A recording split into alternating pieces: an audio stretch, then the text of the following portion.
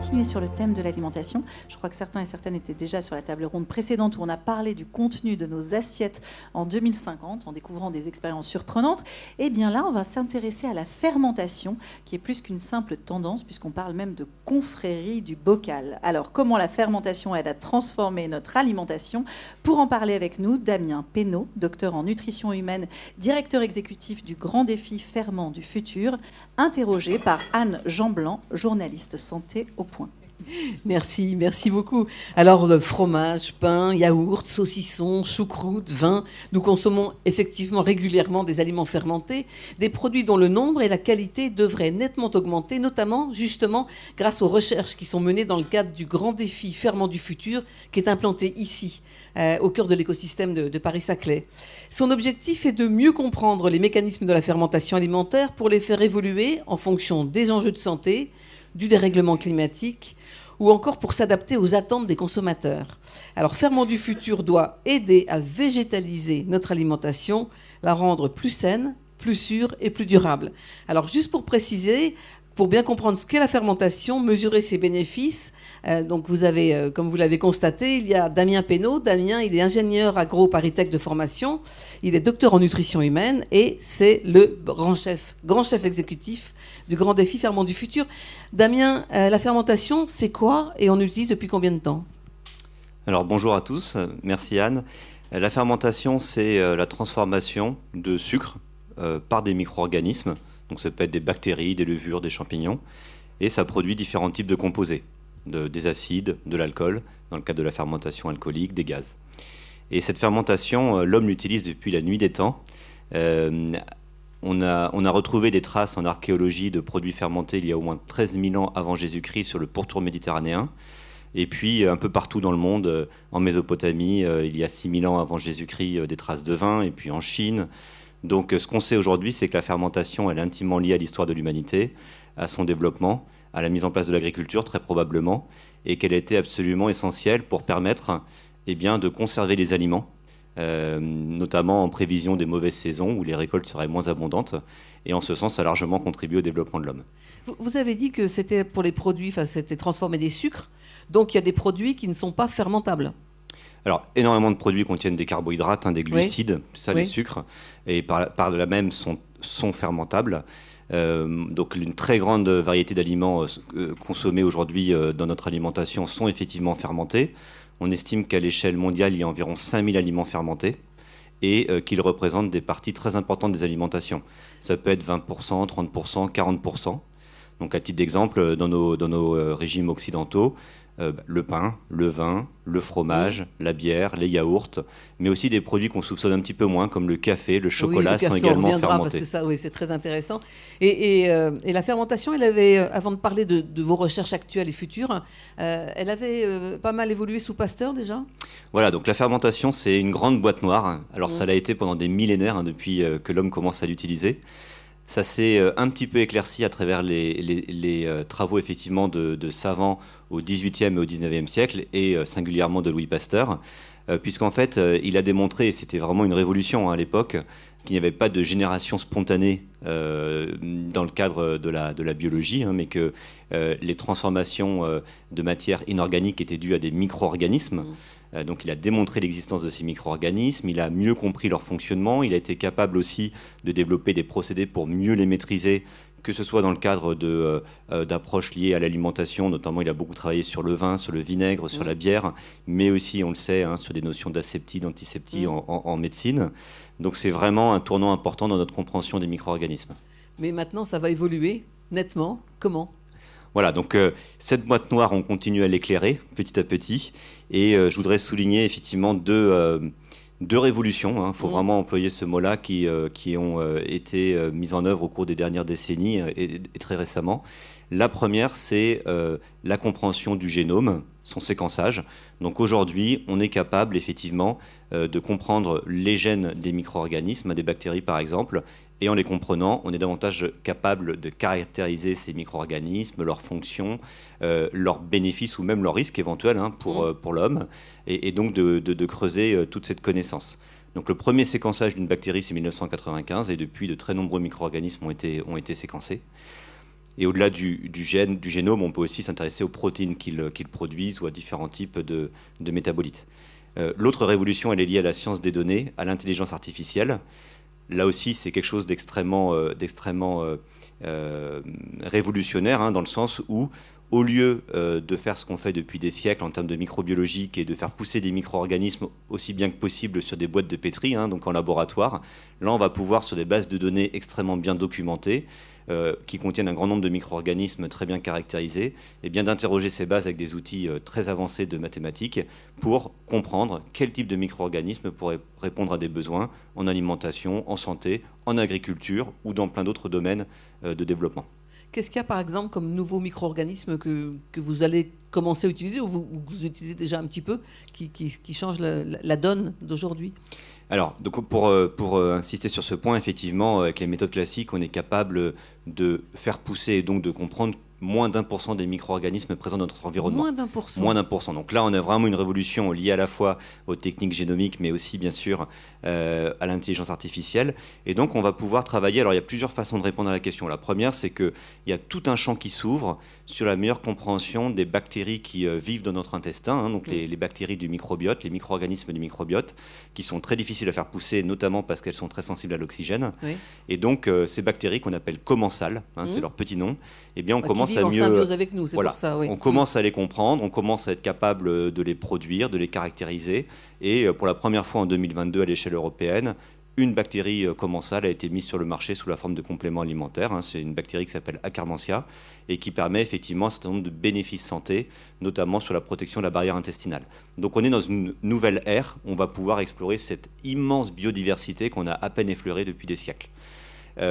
L'autre façon aussi de s'intéresser au développement autour de ces ferments, c'est en les combinant. Donc il y a beaucoup d'aliments aujourd'hui qui sont fermentés par un seul micro-organisme, deux ou quelques micro-organismes, mais on sait que cette population de micro-organismes, elle interagit beaucoup. Ce sont des écosystèmes, ce sont des communautés. Et si on est capable de mieux apprécier, notamment grâce à l'intelligence artificielle, la façon dont ils interagissent dans le temps, dans l'espace, on va aussi être capable d'innover. Ça peut faire fermenter plus vite, faire fermenter différemment. Je voudrais bien comprendre l'intérêt de les combiner. Est-ce Absolument. que ça donne un produit à l'arrivée qui est différent de ce qu'on connaît aujourd'hui ? Voilà, donc ça peut... Alors je vais prendre un exemple très concret pour rendre les choses plus faciles à suivre. Par exemple, je vais prendre l'exemple du vin, qui est un exemple assez important en ce moment. Du fait du réchauffement climatique, il y a beaucoup de régions dans le monde où on a du mal à produire du vin avec des taux d'alcool raisonnables. Donc on a une augmentation du taux d'alcool dans le vin. En France, on estime 2 degrés en 20 ans, donc c'est beaucoup, très significatif. Et on sait qu'une des façons pour réduire ce taux d'alcool, qui est à la fois un sujet de santé, puis un sujet aussi d'appréciation du consommateur, qui ne cherche pas des vins trop alcoolisés, c'est d'aller travailler sur des levures, des combinaisons de levures, qui peuvent, de par leurs interactions, de par leur métabolisme, transformer un petit peu moins de sucre en éthanol, donc limiter le taux d'alcool dans le vin au final. Donc la connaissance fine de ces micro-organismes, de leurs interactions entre elles avec le process, va devoir être explorée de façon à apporter des solutions à la filière vin, typiquement en France. Ça va changer le goût du vin ? Pas forcément. Ça peut effectivement, au lieu de développer de l'alcool, développer des arômes. Donc on peut avoir des modulations du vin, parce que de son goût. Pour les sommeliers, ça va être un sacré boulot. Là. Mais c'est un énorme challenge, effectivement, qui est nécessaire pour permettre de mieux maîtriser le contenu en alcool et peut-être développer de nouvelles saveurs qui seraient aussi appréciées du consommateur. Parce que n'oublions pas qu'en parallèle, le consommateur évolue. Il a des attentes. Dans le domaine du vin, on a vu une très forte progression, par exemple, du rosé, qui est un vin un peu alcoolisé, avec une caractéristique sensorielle particulière. Donc, on a aussi besoin d'innover pour suivre les attentes du consommateur. Il y a aussi d'évolution. On en avait parlé quand on a préparé, évidemment, cette table ronde sur les légumineuses. Vous pouvez maintenant faire fermenter différemment les légumineuses pour augmenter, je sais pas, leur consommation ou leurs bienfaits pour la santé ? Voilà, donc les légumineuses, c'est un très bon exemple également, puisqu'en fait, on sait qu'on va devoir de plus en plus utiliser des protéines végétales, à la fois pour lutter contre les effets du réchauffement climatique, mais aussi pour nourrir une population de près de 10 milliards de personnes en 2050. Ces protéines végétales, elles sont notamment apportées par les légumineuses, donc le pois, la févrole, différents types de légumineuses.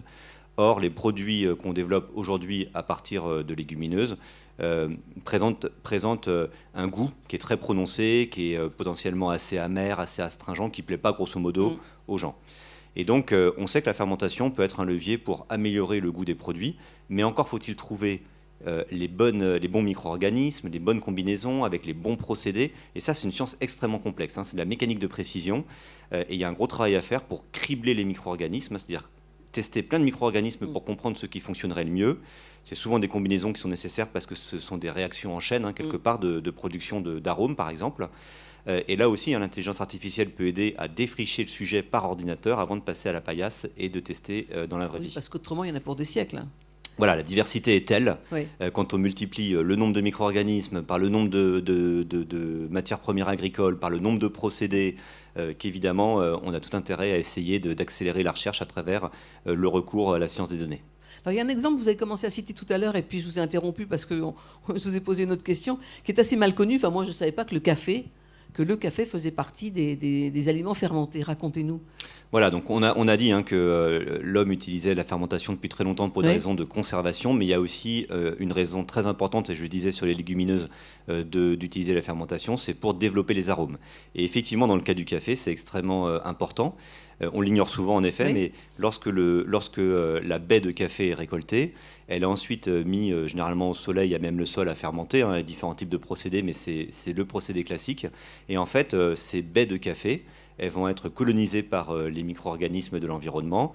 Le mucilage, c'est-à-dire toute la partie molle de la baie autour des grains de café, va être transformée. Et on va décupler littéralement les arômes présents dans le grain de café au moment de préparer sa torréfaction et puis ensuite sa commercialisation. Donc cette étape initiale, elle vient sublimer quelque part le grain de café pour en développer tout l'arôme. Et c'est une étape très importante qui permet, à partir d'un produit qui a relativement peu de goût, hein, au démarrage, d'avoir des notes très prononcées qu'on connaît en fin de parcours. Et c'est ça qui explique les différents cafés, où il y a aussi les caféiers qui sont différents. Mais si je prends un caféier A que je mets sur un sol B, est-ce que ça va changer par rapport au caféier A sur son sol A, enfin un sol d'origine? Alors, en général, en alimentaire, c'est toujours une combinaison, hein, de facteurs. Le type de ferment et de fermentation impacte, tout comme effectivement le type de café, le procédé qui est suivi ensuite, hein, il y a plusieurs méthodes de torréfaction plus ou moins poussées, donc c'est une combinaison, hein. Il y a toujours ce couple finalement entre les ferments qu'on utilise et la façon dont on procède la matière qui va rendre compte en termes de goût, de texture, de couleur sur les aliments finaux. Alors dans les recherches qui sont menées, il y a la fermentation de précision pour produits spécifiques. Là c'est intéressant, racontez-nous. Voilà, donc on distingue assez classiquement deux types de fermentation, hein, donc je précise très simplement les choses. Sur la fermentation dite traditionnelle, c'est effectivement optimiser les produits qu'on connaît, hein, je parlais du pain, du vin, du fromage, mais aussi de s'intéresser à des nouvelles sources de protéines. Les légumineuses, on en a parlé, mais on peut aussi citer les algues, les insectes, les champignons, hein, le champ des possibles est important. Ça, c'est optimiser la fermentation de la matière première. Il y a un autre type de fermentation qui se développe beaucoup actuellement au niveau mondial, qui est très compétitif, hein. C'est la fermentation de précision, où là, on va utiliser les micro-organismes, des bactéries, des levures, pour produire en grande quantité des ingrédients à haute valeur ajoutée.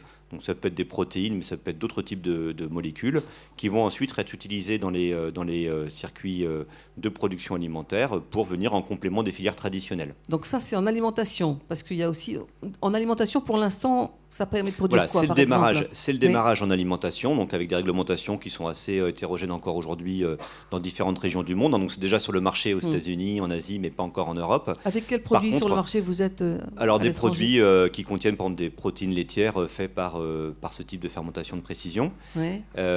Par contre, ces approches de fermentation de précision, elles sont d'ores et déjà présentes dans notre quotidien, notamment dans le domaine de la santé, hein. C'est ainsi qu'on produit un certain nombre de protéines, d'hormones type insuline, hein, à travers ce type d'approche.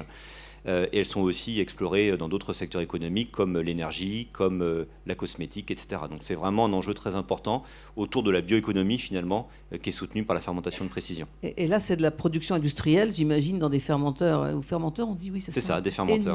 Énorme. Il y a un vrai enjeu de capacité en fait, hein. C'est-à-dire que si on développe ces filières de fermentation de précision, notamment pour des gros volumes que peuvent représenter l'alimentation, il faut effectivement passer sur des fermenteurs très grands qui peuvent produire avec les rendements suffisants les protéines recherchées ou les ingrédients recherchés à des coûts raisonnables. Donc on a tout un développement également en termes de technologie d'industrialisation. En molécules thérapeutiques, il y a à peu près combien de molécules thérapeutiques qui sont produites comme ça actuellement? On a cité l'insuline. Il y en a énormément, je ne connais pas le chiffre. Il y en a énormément. Mais Ah la oui, plupart, c'est pas un voilà, c'est pas un épiphénomène. cas à part. Oui. C'est pas un cas Oui. à part. Ça fait des dizaines d'années littéralement qu'on produit l'essentiel des molécules thérapeutiques par biotechnologie via ces procédés de fermentation de précision, en développant des différents types de micro-organismes sur ces approches-là. Et c'est aujourd'hui dans le quotidien de très nombreux patients de par le monde. D'accord. Alors on va terminer par ce grand défi Ferment du futur. L'origine du projet, où en êtes-vous aujourd'hui et qu'est-ce que vous attendez? Voilà, donc le grand défi Ferment du futur. Alors. On a effectivement quelques chiffres là, quelques oui. chiffres clés qui vont apparaître à l'écran. Donc c'est une initiative qui est soutenue par France 2030 à hauteur de 48,3 millions d'euros. Et sa particularité, c'est vraiment de réunir tous les acteurs publics et privés de cette thématique des ferments et des aliments fermentés, pour réfléchir ensemble aux sujets de recherche prioritaires, aux sujets d'innovation, aux briques technologiques qui nous manquent, et quelque part, à travers cette dynamique collective, accompagner les transitions alimentaires vers une alimentation plus saine, plus sûre et plus durable. Donc c'est un enjeu très stratégique, et je tiens à souligner qu'il y a un vrai effort du gouvernement français, et on le voit dans d'autres régions du monde, pour accélérer cette transformation, parce qu'il y a urgence. Il y a urgence à transformer nos modes de consommation et à faire en sorte, notamment à travers les ferments, qu'on utilise encore mieux nos matières premières agricoles et qu'on contribue à une alimentation résiliente et souveraine dans la durée. Vous êtes combien aujourd'hui ? Alors dans Ferment du futur, on a à la fois un consortium riche de 38 membres, et ces membres-là, c'est d'ailleurs la diapo juste après, ce sont à la fois des entreprises de toute taille, des start-up, des entreprises... Hop, oui. je vais passer moi-même la slide. Voilà. Des start-up, des entreprises de taille intermédiaire, des grands groupes, qui sont pour certains d'entre eux, comme Danone par exemple, implantés sur le plateau de Saclay. Et puis on a également des structures publiques, là aussi très présentes sur le plateau de Saclay, comme l'Université de Paris-Saclay bien sûr, AgroParisTech, d'autres écoles d'ingénieurs et universités, et puis un rôle prépondérant d'INRAE, qui accompagne le projet depuis son démarrage et qui l'héberge quelque part en termes de mise en œuvre. On a des interprofessions, au premier rang desquelles l'ANIA, l'Association nationale des industries alimentaires, qui a aussi été très proactive pour le lancement du projet. Et donc ces 38 membres, ils travaillent ensemble, réellement, sous la forme de réunions plénières, mais aussi de groupes de travail, qui permettent, sur des sujets aussi variés que la stratégie scientifique, la stratégie de formation, les choix technologiques, de définir ensemble les besoins prioritaires. Et on y est. On est en train de lancer, avec l'équipe Ferment du futur, qui maintenant compte une vingtaine de membres, des capacités technologiques de pointe, aussi bien ici sur le plateau de Saclay à travers un centre d'innovation qui ouvrira ses portes à l'automne, mais aussi en travaillant étroitement avec des unités de recherche INRAE qui sont mobilisées sur les thématiques de ferment du futur. Et vous cherchez des bras et des cerveaux ? Absolument, donc les portes sont grandes ouvertes, à la fois pour accueillir de nouveaux partenaires qui apportent leur contribution, leur créativité, leur réflexion à la conduite de ce grand défi, et puis bien sûr pour continuer à recruter pour permettre le développement des portefeuilles de projets, que ce soit des projets de recherche ou des projets d'innovation. On a bien sûr encore besoin de toutes les bonnes volontés pour poursuivre l'aventure. Appel au peuple. Vous n'avez pas une dernière slide ? Non, voilà, c'est uniquement les points de contact, voilà. Donc vous n'hésitez pas à nous contacter, bien sûr. Peut-être, Sophie, prendre quelques questions ? Oui, on a le temps, je pense, de prendre quelques questions. Du coup, je suis sûre qu'il va y en avoir. Des questions dans la salle. Oui, monsieur, on va vous apporter un micro. N'hésitez pas à vous lever. Merci pour votre exposé. Vous n'avez pas abordé, mais parce que c'était peut-être pas le sujet, les bienfaits pour la santé des produits fermentés. Je vois que dans de nombreux circuits bio, il y a de plus en plus de produits fermentés et ils revendiquent plein de bienfaits. Est-ce que ça a un intérêt, premièrement ? Et deuxièmement, je remarque que dans ces produits fermentés, derrière, il est indiqué, c'est sous forme de conserve, il est indiqué pasteurisé. Est-ce qu'une fois que le produit est pasteurisé, s'il y avait des bienfaits, est-ce qu'il en reste ou pas ? C'est une bonne question. Oui, très très clair, merci. Alors, je n'ai pas développé effectivement, mais je peux le faire avec plaisir et ça rentre totalement dans le cadre du grand défi, les bienfaits santé des aliments fermentés. Donc on peut les lire à différents niveaux. D'abord, si je reprends l'exemple par exemple des protéines végétales, des légumineuses, le fait de fermenter, ça va améliorer la qualité nutritionnelle des produits. Ça va notamment prédigérer les protéines, ça va faciliter l'absorption des nutriments, des micronutriments notamment. Donc on a un intérêt nutritionnel dans la fermentation. On a aussi un intérêt à travers l'impact sur le microbiote. puisque les aliments fermentés, que ce soit les ferments eux-mêmes s'ils sont encore vivants, ou même leurs dérivés s'ils ont été pasteurisés, vont pouvoir interagir avec la flore et contribuer à l'équilibre, à la diversité du microbiote intestinal, dont on sait aujourd'hui qu'il est très important sur la santé générale de l'homme. Il y a un dernier avantage aussi qu'on a à travers la fermentation, c'est que ce sont des procédés de conservation qui sont très simples, très naturels, qui permettent de limiter le recours aux additifs, aux conservateurs, qui eux aussi, pour certains d'entre eux en tout cas, sont parfois sous le feu des projecteurs en termes de risque de santé.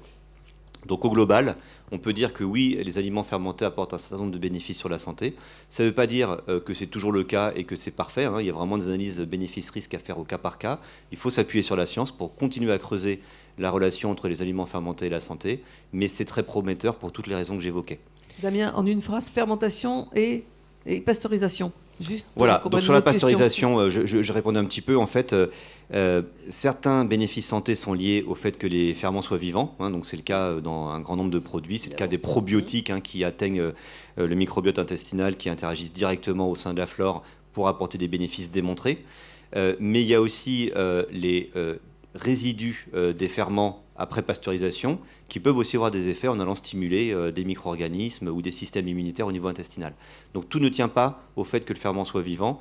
Dans l'exemple que je prenais de la première bactérie qui a été autorisée par l'Europe sur la consommation par des compléments alimentaires de façon à améliorer la santé sur des enjeux de barrière intestinale, la bactérie est pasteurisée en l'occurrence. Donc elle n'est plus active au moment de sa consommation, mais on estime que tous les métabolites qu'elle a et qu'elle produit qui demeurent après pasteurisation ont des effets bénéfiques démontrés, voire même amplifiés dans certains cas.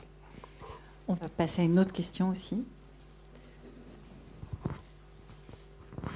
Oui, bonjour. Est-ce que vous pourriez nous en dire un tout petit peu plus sur la manière dont la fermentation de précision va impacter peut-être le futur de l'alimentation et notamment le futur de l'alimentation animale avec un impact peut-être si on arrivait progressivement, dans le futur lointain j'imagine, à remplacer tout ce qui est élevage et notamment bovin, que ce soit pour de la viande ou pour des produits laitiers, grâce à ces techniques-là. Est-ce que c'est complètement fantaisiste et futuristique ou pas forcément? Bon, moi, j'y crois pas trop à titre personnel, mais je vais développer un peu ma réponse. Dans le sens où on aura besoin de toutes les filières, soit les filières traditionnelles de production animale, donc de lait, de viande, mais aussi des compléments typiquement apportés par la fermentation de précision pour répondre à une équation simple qui est de nourrir quasi 10 milliards de personnes en 2050. Donc il y a un vrai sujet d'accès aux protéines. Il n'est pas flagrant en France parce qu'on a suffisamment de protéines dans notre environnement, dans nos chaînes alimentaires, mais il est très vrai dans beaucoup de régions du monde. Il va faire que s'accroître. Donc moi, je n'opposerai certainement pas les deux. On a besoin des filières traditionnelles qui continuent à s'optimiser sur plein d'aspects, y compris sur leur empreinte environnementale. Il y a des travaux de recherche très importants qui sont menés pour optimiser ces dimensions-là dans les filières traditionnelles. En complément, et progressivement, c'est certain que d'autres technologies comme la fermentation de précision peuvent contribuer à résoudre l'équation que j'évoquais. Donc pour moi, il ne faut surtout pas opposer ces différentes approches, mais plutôt les combiner de façon intelligente pour répondre aux gros enjeux de développement humain dans les décennies qui viennent. Donc vous ne donneriez pas la priorité dans l'utilisation de la précision de fermentation à la fabrication de produits qui existent déjà. On ne va pas rechercher la substitution. En tout cas, dans le cadre du grand défi Ferment du futur, on a une vision très équilibrée où on pousse à la fois l'innovation sur les filières traditionnelles, et il y a des gros enjeux, j'ai parlé du vin, j'ai parlé d'un certain nombre de filières, et puis on accompagne aussi le développement de start-up ou d'autres types d'acteurs dans le domaine de la fermentation de précision, en étant convaincu qu'à terme, ces approches-là peuvent se combiner et contribuer efficacement à répondre à notre équation nutritionnelle. Vous parliez de l'évolution de notre goût, je me permets, et du coup, on serait davantage prêt pour la fermentation maintenant, vous pensez ? L'évolution du goût, pardon, j'ai pas compris. De notre goût, en fait, à nous, est-ce qu'on est plus sensible aujourd'hui à la fermentation qu'avant ? Alors, ce qui est certain, c'est que le goût évolue tout le temps. Ça, c'est une connaissance partagée. Y compris sur des produits très traditionnels, les attentes des consommateurs évoluent. C'est culturel. Ouais. Donc, je disais tout à l'heure, j'ai pas développé, mais les légumineuses ne sont pas encore très appréciées en Europe, en France, mais dans d'autres pays du monde, elles sont extrêmement appréciées. Donc, c'est vraiment éminemment culturel. Les goûts évoluent. Ce qui est certain, c'est que la fermentation, c'est une boîte à outils extrêmement puissante, magique, hein, pour aller travailler sur des goûts, des textures, des odeurs qui plaisent aux consommateurs. Hein, puisqu'en fait, on a une telle biodiversité dans les micro-organismes qu'on peut travailler sur différents types de micro-organismes, de combinaisons pour atteindre les caractéristiques sensorielles qui font du sens pour le consommateur, en fonction aussi, bien sûr, de ses préférences qui sont culturelles, effectivement. Donc voilà. Redécouvrir certains goûts, on redécouvre certains produits et puis voilà, une ouverture. Hein, vous avez tous vu sur le marché arriver des produits plus exotiques, hein, qu'on avait moins l'habitude de consommer, du kimchi, du kombucha, du kéfir, du tempeh, etc. Donc c'est aussi une ouverture aux cultures alimentaires de par le monde qui sont rendues possibles par la fermentation. Ouais, et puis le confinement a mis ça au goût du jour aussi, avec l'envie de faire des bocaux, les grands bocaux de mamie. Écoutez, Absolument. merci beaucoup pour cette conférence et je vous souhaite bon appétit. Peut-être on se revoit pour une autre table ronde. Bravo. Merci.